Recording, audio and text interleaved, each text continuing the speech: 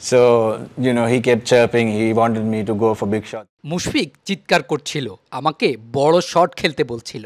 আমি বলেছি, না মুশফিক, আমি তো তোমার সাথে অনূর্ধ্ব-19 থেকে খেলছি, তোমাকে খুব ভালো করে চিনি, এখন বড় শট খেলার সময় নয়। আমরা এই ম্যাচটা ড্র করতে চাই। তবে তারা দুর্দান্ত ছিল। Respectful. বাংলাদেশের ক্রিকেটাররা অনেক শ্রদ্ধাশীল ছিল। আমরা বহুদিন ধরে একে অপরকে চিনি। হ্যাঁ, অতীতে কিছু মুহূর্ত গেছে, আমাদের অধ্যত্বপূর্ণ কিছু মুহূর্ত গিয়েছে। তবে আপনি জানেন, পুরনো কিছু আঁকড়ে ধরে থাকা উচিত নয়। Well, firstly, I thought Bangladesh is batted really well. প্রথমত আমি মনে করি বাংলাদেশ ভালো করেছে, বিশেষ করে প্রথম ইনিংসে। শুরুতে 3 উইকেট হারানোর পর তারা দুর্দান্তভাবে ঘুরে দাঁড়িয়েছে, আমাদের চাপে ফেলে দিয়েছিল। তারা যখন প্রথম ইনিংসে 400 রান করে ফেলেছিল, আমি ভেবেছি প্রথম ইনিংসে যে দল 400 রান করে সে ম্যাচে সেই দলকে হারানো সত্যিই কঠিন হয়ে যায়। তাই আমাদেরও প্রথম ইনিংসে ভালো ব্যাট করতে হয়েছে, যেটা আমরা করেছি বলেই মনে হয়। পাথুম দুর্দান্ত ব্যাটিং করেছে, বাকিরা পাথুমকে অনুসরণ করতে পারেনি। তবে আমরা লড়াই চালিয়ে গিয়েছি এবং লিডটা কমাতে সক্ষম হয়েছি। And also in the second innings, Chanto batted brilliantly. দ্বিতীয় ইনিংসে শান্ত দারুণ ব্যাটিং করেছে।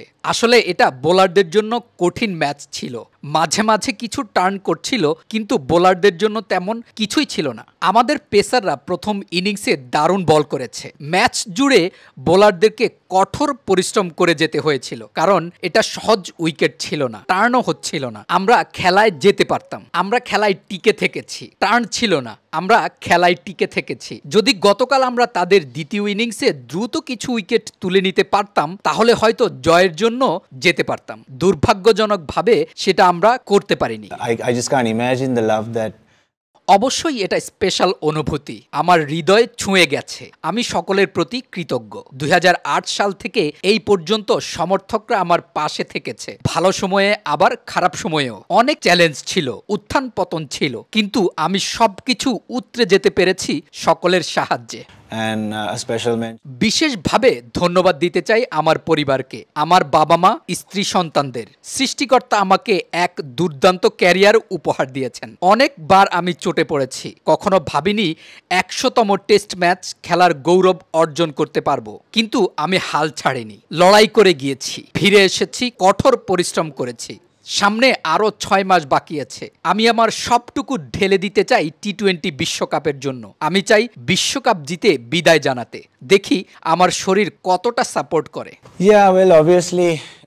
যদি নির্বাচকরা আমাকে প্রয়োজনীয় মনে করেন, আমি দেশের জন্য কিছু করতে আমার সর্বোচ্চটা দিতে চাই। আমি এমন একজন ছিলাম যে সমালোচনাকে ইতিবাচকভাবে গ্রহণ করতাম, গঠনমূলকভাবে, যেটা ভালো ব্যাপার। কারণ একজন প্লেয়ার হিসেবে আপনি অনেক ভুল করবেন, কিন্তু সেখান থেকে শেখার চেষ্টা করতে হবে। আমি সবকিছু ভালোভাবেই গ্রহণ করেছি, কখনো লড়াই করার মতো মনোভাব দেখাইনি। হ্যাঁ, কিছু কিছু সময় মনে হয়েছে কিছুটা বেশি কঠোর হয়ে গেছে, কিন্তু দিন শেষে এটা আমাকে এমন একজন তৈরি করেছে যে কিনা দেশের জন্য সবকিছু করতে রাজি। আমি সবকিছুই হাসি মুখে মেনে নিয়েছি, ইতিবাচকভাবে নিয়েছি এবং সামনে এগিয়ে গিয়েছি। আমি সকলের প্রতি কৃতজ্ঞ যারা এত বছর ধরে আমাকে সমর্থন করেছে এবং আমার জন্য বিশেষ একটা জায়গা দিয়েছে। আমি খুশি যে আমরা ভালো কিছু করতে পেরেছি। এখানে সবচেয়ে খারাপ ফলাফল হতে পারত পরাজয়, কারণ বাংলাদেশ এই টেস্টে দারুণ খেলেছে। আমরা লড়াই করেছি, হেরে যাইনি। এখনো 1 ম্যাচ বাকি আছে, তাই সিরিজ জেতা এখনো সম্ভব।